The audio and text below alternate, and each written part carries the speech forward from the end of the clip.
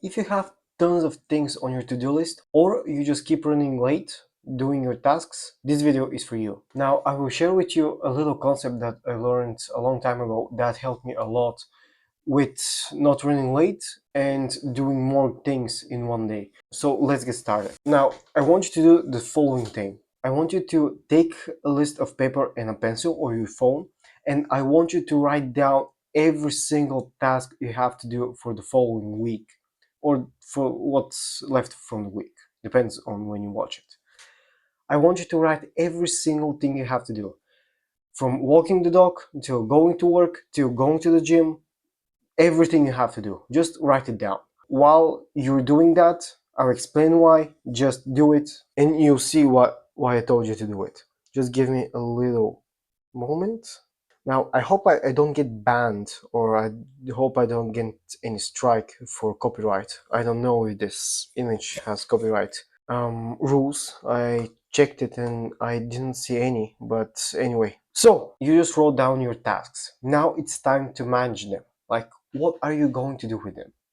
This table is very good with in helping you with that. Now I want you to look at it very carefully because this is going to help you. What you look here is how to manage your tasks, like what to do first and what not to do. I mean, what not to do right now. Just take your tasks and put them into this table. Is it your tasks urgent and important, like something you have to do right here right now, that maybe your company is falling apart, maybe your relationship is falling apart, maybe your dog is about to pee on the couch? These are the things that you have to handle right here right now, and they're urgent and important. Now, if something is important but is not urgent, like is it important to walk your dog just to make his job outside your home? Well, this is something you can schedule. Like you can have a pretty exact time when to do it. Maybe one time in the morning and one time in the evening. This is completely doable and you can do it.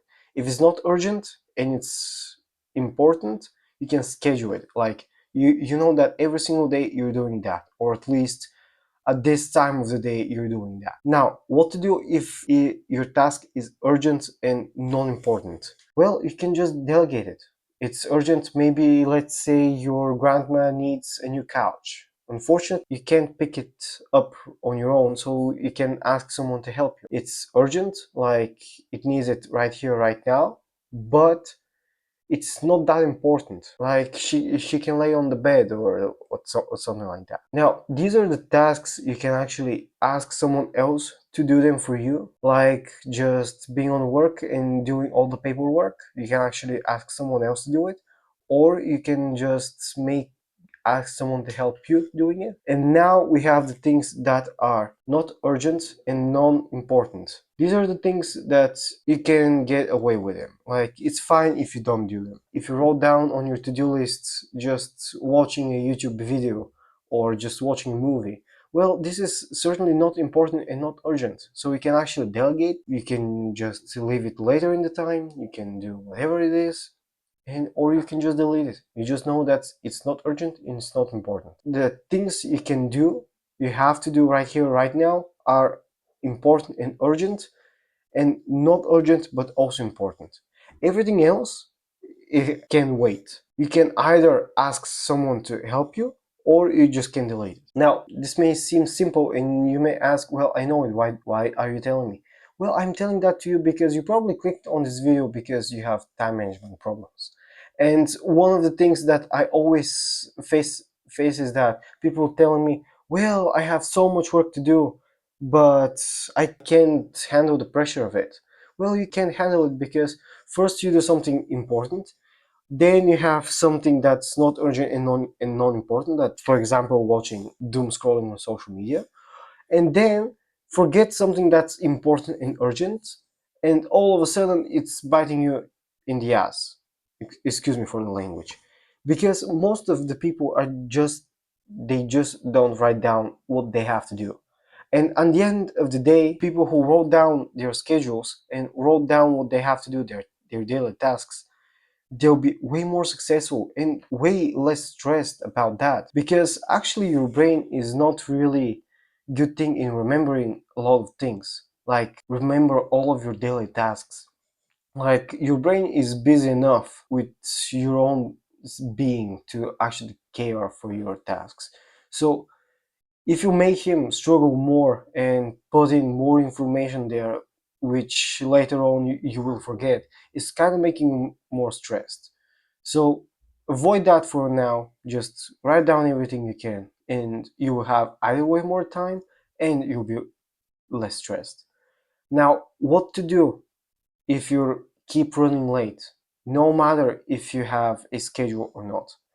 Now, I want you to do the following thing. Whenever you have to do, if let's say you have to study, you have an exam and you have to study, this is important but not urgent, let's say. It's not urgent, the exam comes after 2 weeks, but you have to do it. And you sit, you study. After 1 hour, you say, well, at least let me finish the chapter. And all of a sudden, you're 20 minutes late. You can make the following thing. I want you to take your phone or take a kitchen timer and just set 1 hour. Whenever that thing rings, I want you to stop doing whatever you want to do. Just stop doing it. If it's in the middle of the thing, just do it. Just stop. And later on, when you keep practicing that, when you keep doing it, well, you kind of understand when your set time is going to end. So your subconscious is going to prioritize what to do first, and you will start just doing things faster, just compressing more things into the same period of time, which is going to help you a lot in the future. But here's something else that I can actually add. If you look at your schedule and you have a lot of other things on your schedule, like helping Becky with moving out, well, Becky, I'm pretty damn sure that she can do it alone. It's this usually happens to nice guys, just helping people.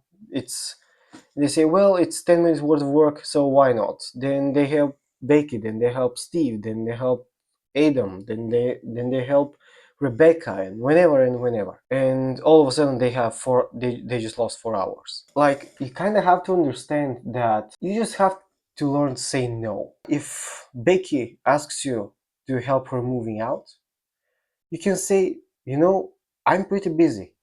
I don't want to help you. And if she says why, well, you just say, I don't want to. Like, this is enough for a reason to not to do it. Like, you have enough things on your schedule. Why would you want more on that? Now, don't get too far with that. I mean, if your wife is giving birth and she asks you to drive her to the hospital, you don't say, no, thanks, I don't want to. You obviously drive her to the hospital. Like, don't get it too far.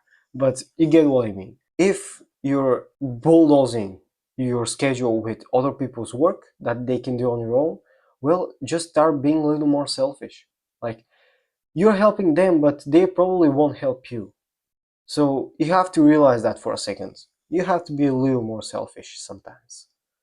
Now, I don't say don't help people, just do it a little bit smarter. Now, this was for today's video. I hope you like it. It's short for a purpose. It is not because I record 20 minutes of that and only 10 minutes are actually valuable. I make it so I can save you more time. I hope this was helpful to you, and we'll see you in the next video.